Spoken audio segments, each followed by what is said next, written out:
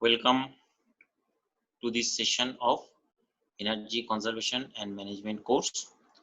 Myself, Anirban Sarkar, Assistant Professor, Department of Mechanical Engineering of JIS College of Engineering, Kalyani. The course objective: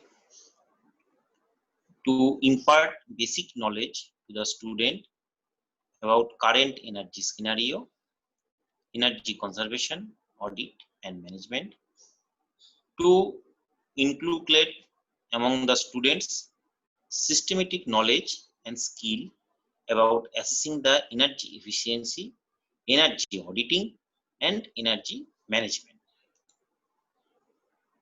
Course outcome: first of all, upon successful completion of this course, student will be able to know: first point, obtain knowledge about energy conservation policy, regulations, and business practices, designed to improve the thermal efficiency by designing suitable system for heat recovery and cogeneration, analyze the energy audit method, learn to identify the areas deserving tighter control to save energy expenditure.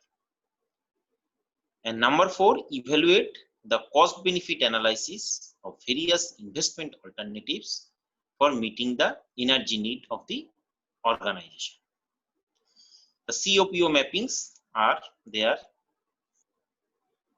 This is the course content.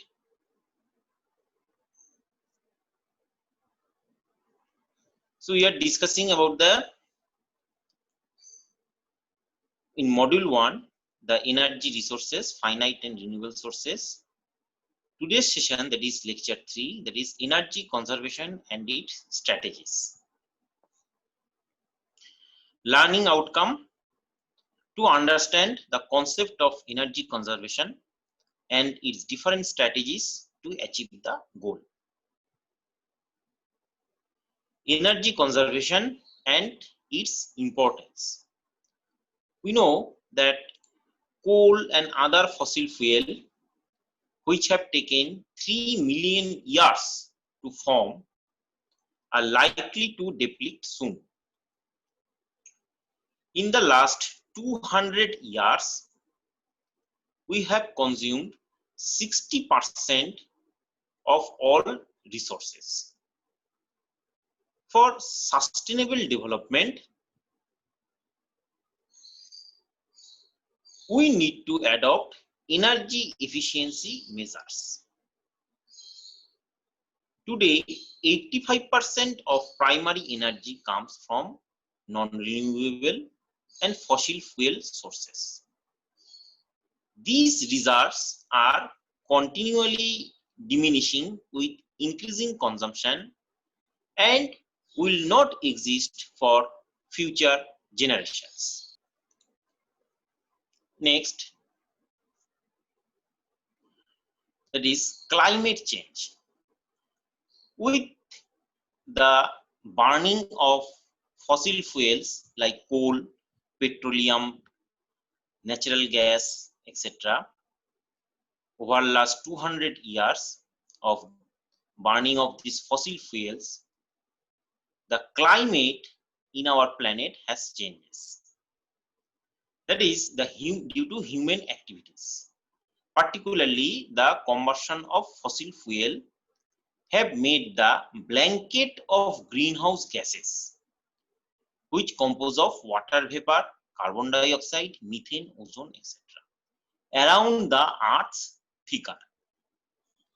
The resulting increase in global temperature is altering the complex web of system that allows life to thrive on Earth, such as rainfall, wind pattern, ocean currents, and distribution of plants and animal species. The climate changes due to the increase of greenhouse gases, as for example, that is increase of water vapor, carbon dioxide, methane, ozone, etc. So now we need to understand these greenhouse gas effects and the carbon cycle. We all know that life on the earth is made possible by energy from the sun, which arrives mainly in form of visible light. About 30% of the sunlight is scattered back into the space up by outer atmosphere, and balance 70% reaches the earth surfaces, which reflects it in form of infrared radiation. The escape of slow moving infrared radiation is delayed by the greenhouse gases. A thicker blanket of greenhouse gases taps more infrared radiation and increases the Earth atmosphere.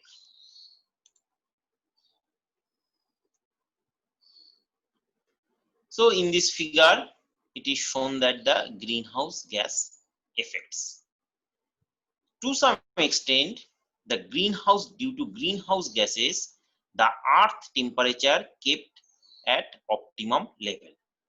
But with the increasing amount of greenhouse gases released due to the human activities, the earth temperature is raises, and that is the major concern of today's environmentalists and scientists and technologists.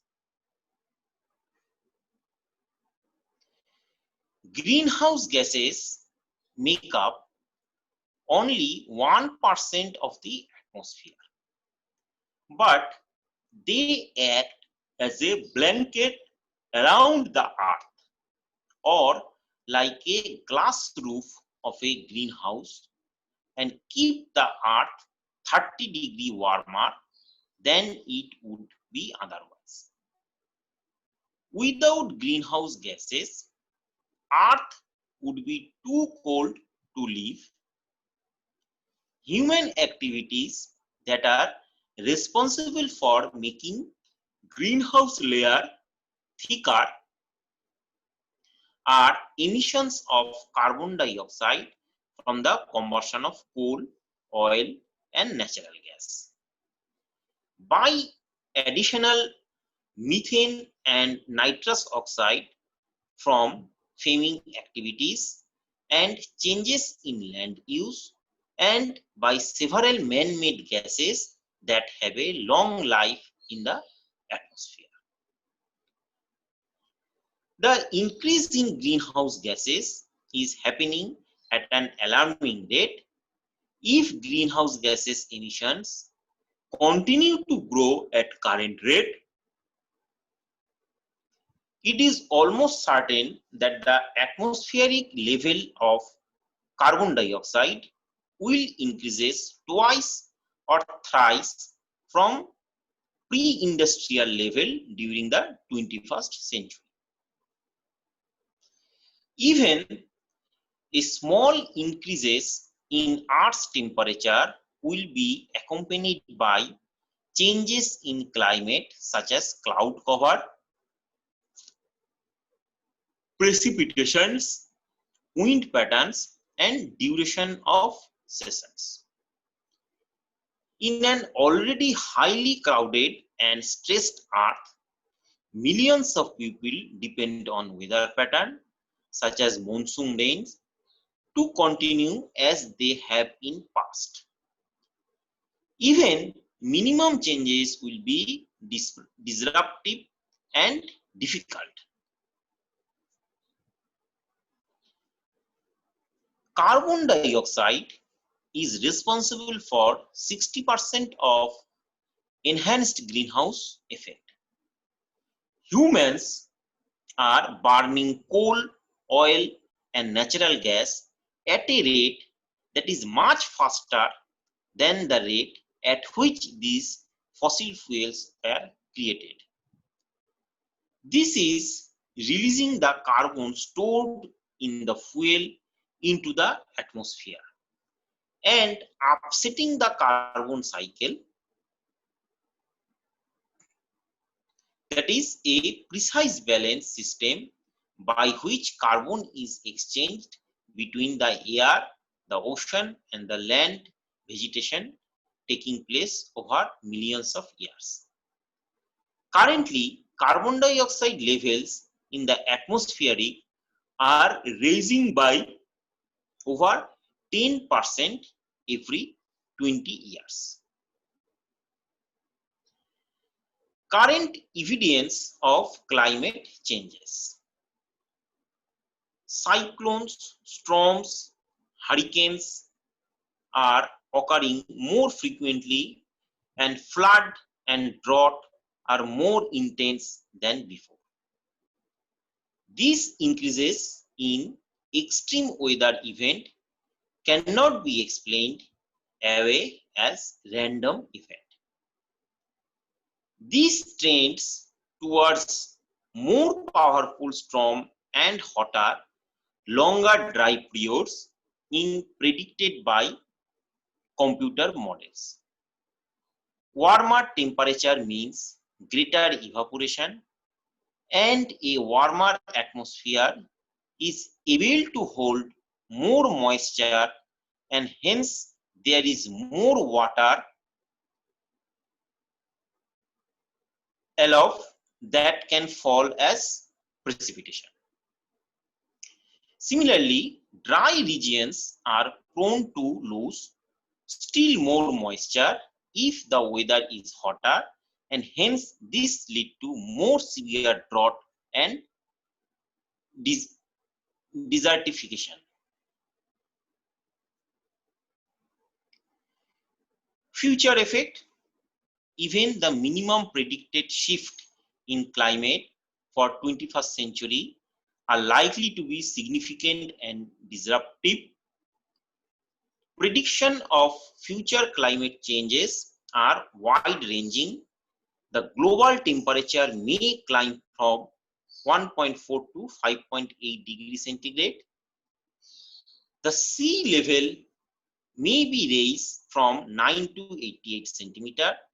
Thus, increasing the sea level this century are expected to range from significant to catastrophic. This uncertainty reflects the complexity, interrelatedness, and sensitiveness of the nature system that makes up the climate. Severe storms and flooding. The minimum warming forecast for the next 100 years is more than twice the 0.6 degree increase that has occurred since 1900, and the earlier increase is already have marked consequences. Extreme weather events, as predicted by computer model, are striking more often and can be expected to intensify and become still more frequent. A future of more severe storms and flood along the world, increasingly crowded coastline is likely. Food shortage. Although regional and local effect may differ widely, a general reduction is expected in potential crop yields in most tropical and subtropical regions. Mid-continental areas such as the United States grain belt and vast areas of Asia are likely to become dry. Sub-Saharan Africa, where dryland agriculture relies solely on rain, the yields will decrease dramatically even with minimum increase in temperature. Such changes could cause disruption in food supply in the world is already affected with food shortage and famines. Freshwater supply. Salty water inclusion from rising sea level will reduce the quality of freshwater supply. This is a major concern since billions of people on Earth already lack access to fresh water, high ocean levels already are contaminating underground water sources in main parts of the world. Loss of biodiversity. Most of the world endangered species, some of 25% of mammals and 12% of birds, may become extinct over the next few decades as warmer conditions alter the forest. Wetlands and rangelands, they depend on the human development blocks them from migrating elsewhere. Increased disease. Higher temperatures are expected to expand the ranges of form dangerous vector-borne disease such as malaria, which already kills 1 million people annually. Most of them are children. A world under stress. Ongoing environmentally damaging activities such as overgrazing, deforestation, denuded agriculture soil means that nature will be more vulnerable than previously to changing climate. Similarly, the world's vast human population, much of its core, is vulnerable to climate stress. Millions live in dangerous places such as floodplains or in slums around the big cities of the developing world. Often, there is nowhere else for population to move. In the distant past, man and his ancestors migrated in response to change the habitat. There will be much less room for migration in future. Global warming almost certainly will be unfair.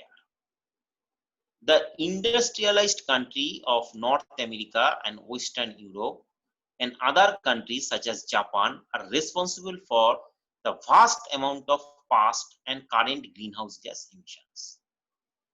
These emissions are incurred for the high standard of living enjoyed by the people in those countries. Yet, those to suffer most from climate changes will be in developing countries. They have fewer resources for coping with storm, with flood, with drought, with disease outbreak, and with disruption to food and water supply. They are eager for economic development themselves, but may find in these already difficult processes has become more difficult because of climate changes. The poorer nations of the world have done almost nothing to cause global warming, yet is most exposed to its effect. Acid rains. Acid rains is caused by the release of SOx and NOx from combustion of fossil fuel, which then mix in water vapor in atmosphere to form sulfuric and nitric acid respectively. The effect of acid rain are as follows: acidification of lakes, streams, and soils, direct and indirect effect, that is release of metals, killing of wildlife, that is tree, crops, aquatic plants and animals, decay of building material and paint, statues and sculptures, health problem, that is respiratory, burning skin and eyes. So, energy conservation is the effort made to reduce the consumption of energy by using less of energy surface. As we know that we are burning more and more fossil fuels, so there are imbalance in the nature. So energy must be conserved, or otherwise we may expose to a great dangers of energy shortage also, as there is a technology gap still now from moving from non-renewable energy sector to renewable energy sector. In this context, energy efficiency is another term, but energy conservation and energy efficiency are separate but related concepts. Energy conservation is achieved when growth of energy consumption is reduced, measured in physical terms. Energy conservation can therefore be the result of several processes or developments such as productivity increase or technological progress. On the other hand, energy efficiency is achieved when energy intensity in a specific period, process or area of production or consumption is reduced without affecting output, consumptions or comfort levels. Promotions of energy efficiency will contribute to energy conservation and is therefore an integral part of energy conservation promotional policies. Energy efficiency is often viewed as a resource opinion like coal, oil, or natural gas.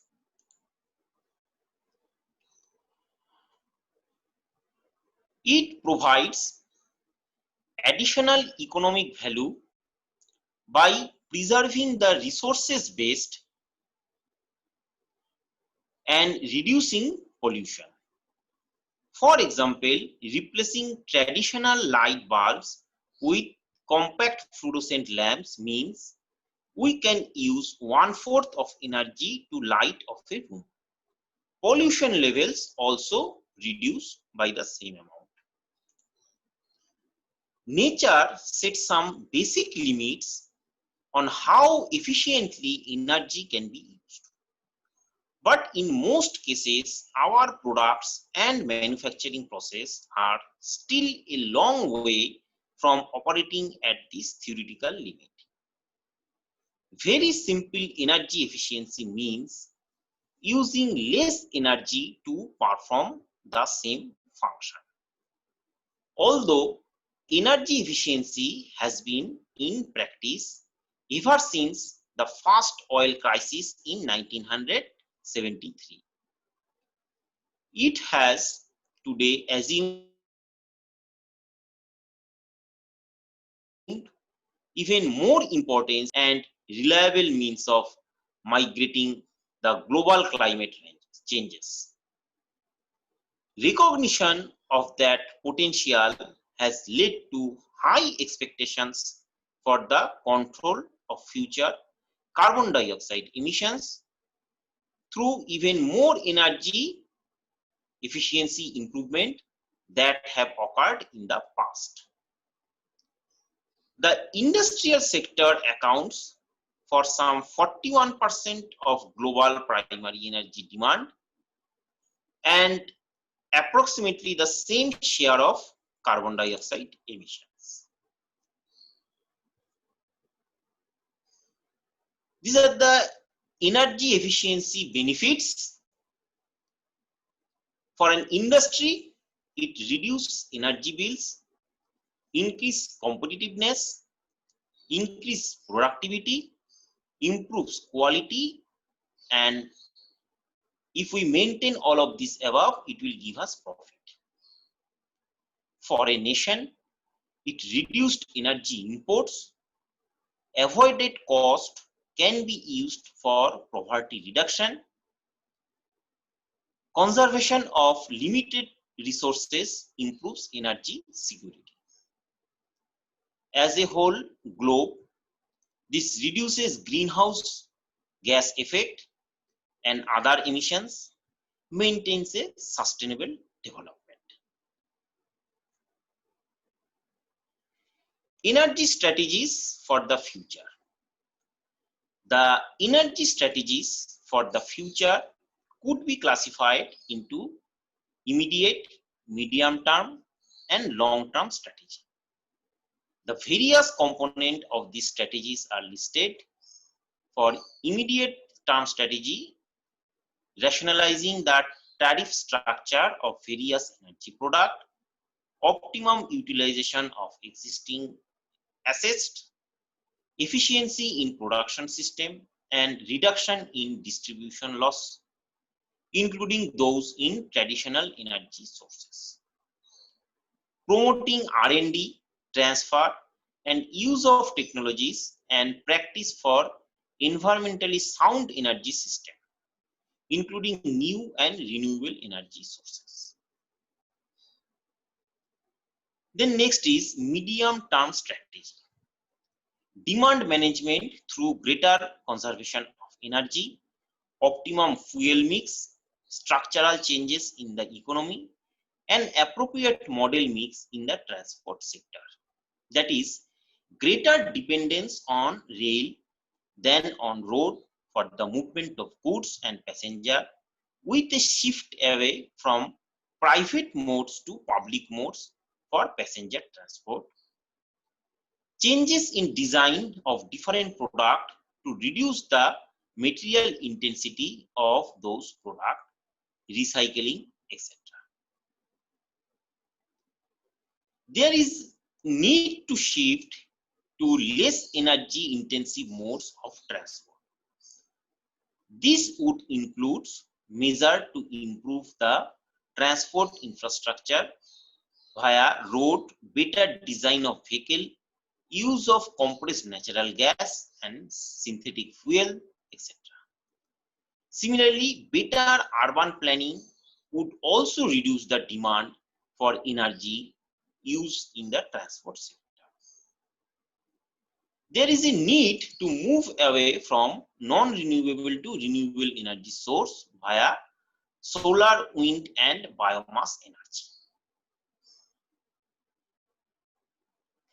Then next is efficient generation of energy resources. These are all comes under the long-term strategy. First of all, efficient long-term strategy,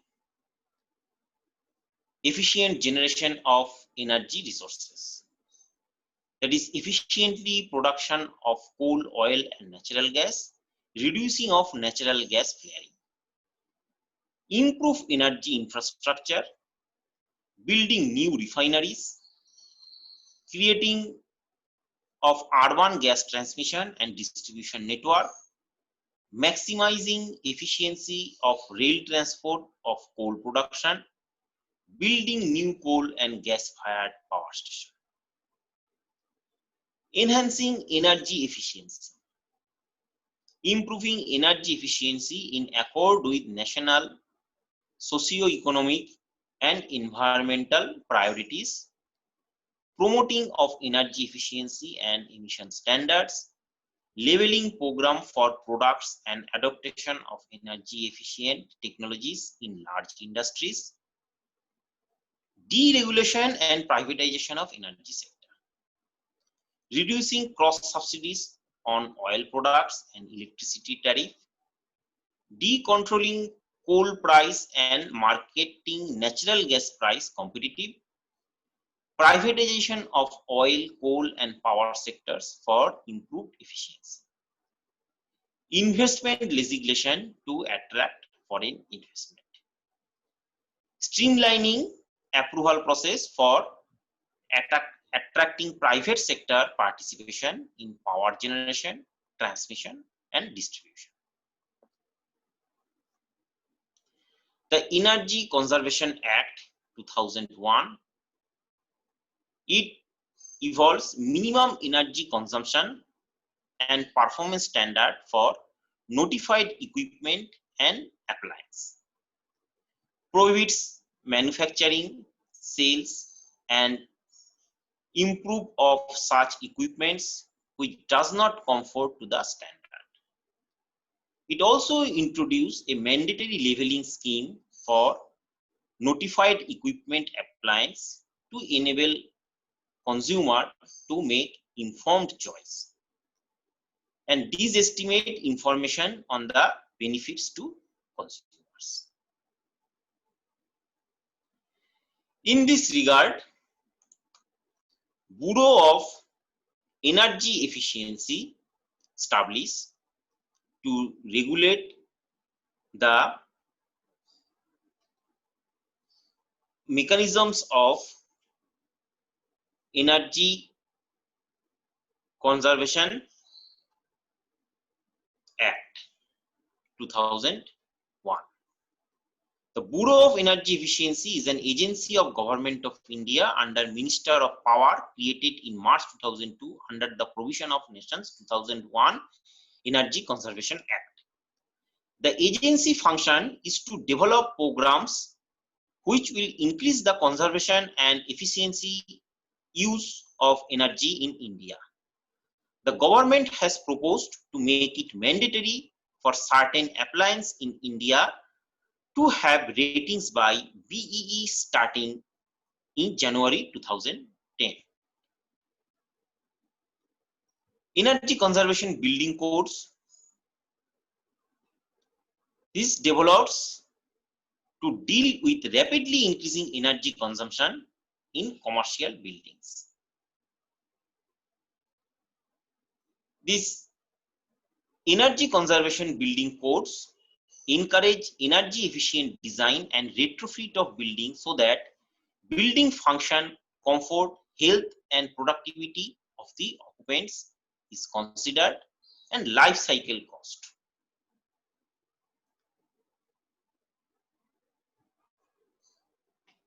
Standard and leveling. This is widely variation in energy consumption of similar products by various manufacturers. Also, information of energy consumption is often not easily available. This led to continued manufacture and purchase of inefficient equipment and applications. Standard and leveling has been identified as a key activity for energy efficient improvement.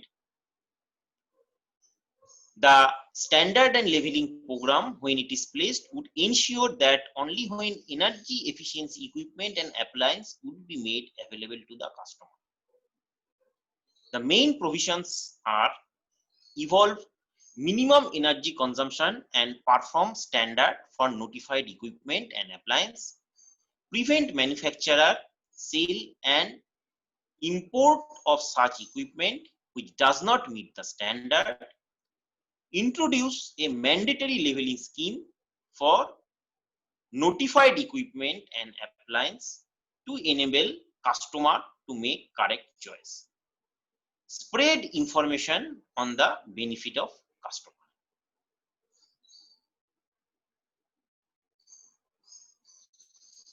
So in this respect, that is star rating came. Star rating is a system initiated by BEE to determine the energy efficiency of an appliance like air conditioner, refrigerator, etc. Depending upon the energy efficient, they are rated on a scale of 1 to 5 star. Star ratings start from 1 star, which is least energy efficient and hence least money saved, to 5 star, which is the best or most energy efficient. Star ratings are affixed on the appliance after testing in BEE accredited laboratory.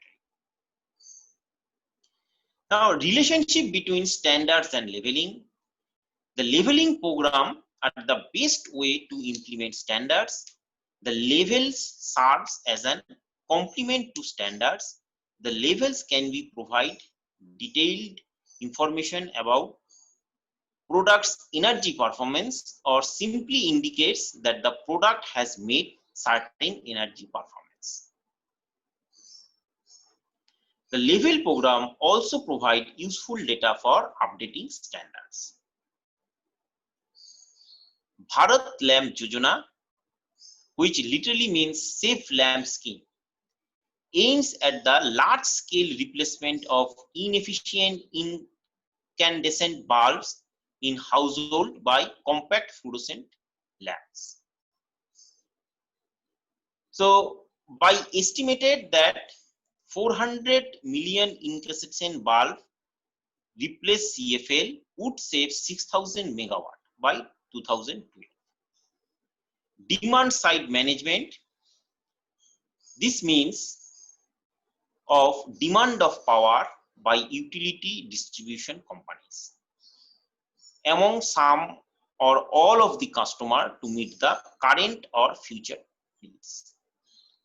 DSM program results in energy and or demand reduction. For example, under this process, the demand can be shifted from peak to off-peak hours, thereby reducing the need of buying expensive imported power during peak hours.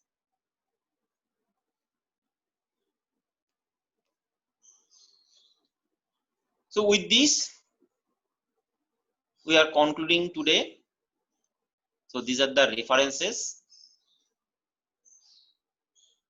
Thank you for joining this session.